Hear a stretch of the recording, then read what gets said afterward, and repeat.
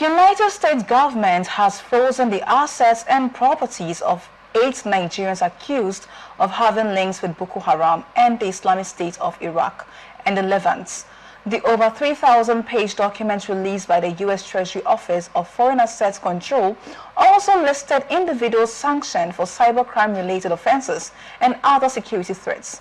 The move follows recent recommendations by the U.S. Congress for visa bans and asset freezes on Rabiu Musa Kwankwaso, former governor of Kano State, and some Miyetti Allah groups over alleged violence in Nigeria. According to OFAC, the publication serves as a reference tool, providing notice of actions taken against specially designated nationals whose property and interests have been blocked. Before I come to this, recently the Kwankwasoans came out and then asked the federal government to come out and then attest to, for lack of better words, the goodness of Kwankwaso, that he cannot in good faith be linked to terrorism in Nigeria, especially looking at the way he governed his people in Kano State, the way he's revered in Kano State, and how much he has helped the people of Kano State. But the truth is, two truths can coexist at once. He can be all of these things and also be a financier of terrorism. Is it in the place of the federal government to prove that Kwankwaso is not involved in financing terrorism in Nigeria? It's not in the place of the federal government. The federal government has no right in doing that. And for me, I believe this report because, you know, the U.S., even as bad as they may be to the Africans, they don't bring out unfounded and unscrupulous, you know, investigations and reports. For me, these financiers, and I feel there are still more. This is just a handful of them. There are still more. There are people like me I'm even suspecting as I'm sitting here, but I won't say it. But for Rabbi Musa Kwankwaso, I know if you know the Kwankwasaic movement, it was more like a movement. It was not just like a political, you know. It was, if you're not in a Kwankwasaic movement, you're like an outcast. So I believe also, I subscribe to that, though I am still waiting for the Nigerian courts or Nigerian people to, or will I say those that are involved to investigate and also tell us at what point was he complacent and at what point did he also finance these people. Because I believe, like I said, these northerners, especially the elites, see it as a truth. You know, most of the northerners are, sorry to say it, in national television, some of them are illiterates. So, you know, it's very easy to wind the heads. Let me use that word, wine. At least it will be better understood. You know, the heads of an illiterate. There's a way you tell them that this is happening, this is, before they will join you, and that's how his own movement became so strong. You know, so and if you watch the threats of how the bandits are, they are like zombies. They tell them go shoot. They move with that vigor without reasoning. You imagine you killing your own brothers because they do not subscribe to you, or killing your own Muslim brothers because they do not subscribe to your aspiration or your thinking. So you now know that that person has gone haywire. Now that is the trend the Kwankwasaic movement has been using. So it suffices to say that there's a link. And of course, as the US have brought that, I feel that they are also very correct about their allegations. And we're just waiting for the National Security Advisor, the DSS, and those that are in Nigeria also to bring it out. But don't forget, if they bring that out too, people will also think it's political.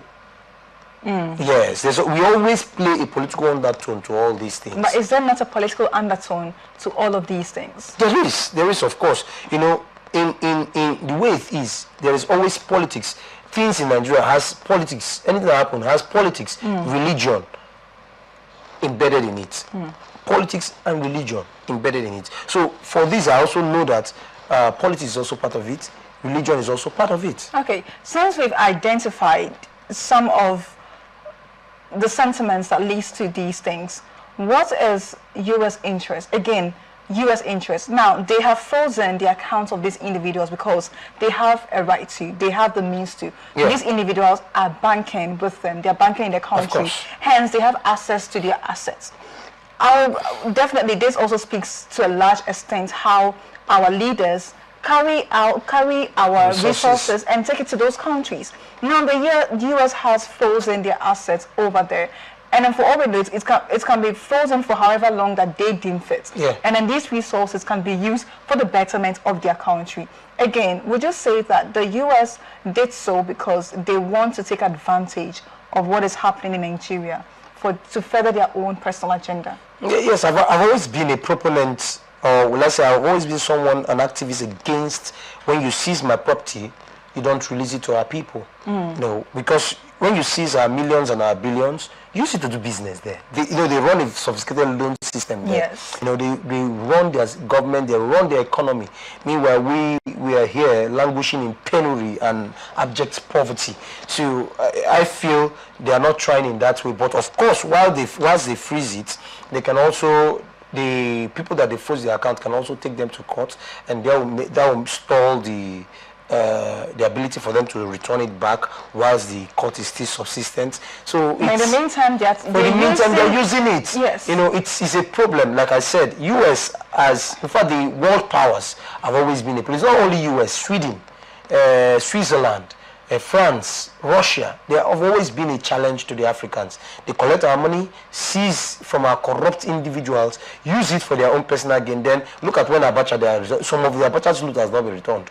And this was a man that died in 1996. A child of 1996 is a man or a woman now, but you are now returning it. Whilst this thing happened since 1996, So it goes to tell you that they have used it to get enough turnovers. That's why I told you that these people, I'm an Afrocentric person. I don't believe in these guys because I believe they are always against us. I believe they don't do anything to favor us. They do everything. They see our weaknesses. They know we are very intelligent, but they see those weaknesses we have. They use it against us. And of course, they've been using it over time, right from the times of our forefathers till now. They're still using it. So would you say it will serve as a hindrance to some of these politicians who want to own assets in these foreign lands because they want to avoid probing into their financial capabilities? Would this serve as a reference? A deterrent, yes, a deterrent to them. Like, if this can happen to us, if these people can do this to us, maybe we should stop sending our money or our resources to them. For me, I feel that's why I always applaud any politician, even the one from River State, that does all his business here. Put it here. If they seize it, it will still be here. Don't take it outside.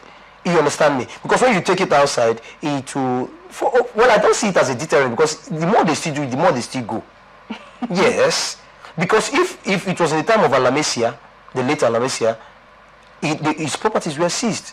He still did the same thing. Ibori from Delta State, his properties were seized. People still doing it. So I don't see it as a deterrent. They just see it as a way of escaping. So I would only encourage them. I'm not encouraging them to steal, but if you steal, if you did anything, invest it here so that it will still be going round. Because when you bring out the filling stations, the eateries, the supermarkets, it is still our people that will go and work there. And the economy will still be revolving. Maybe it will be acclaimed to your name, but the people are still the greatest beneficiary. Our politicians should learn how to do that. If you want to be bad, be a bit flexible. Be a bit flexible in your badness.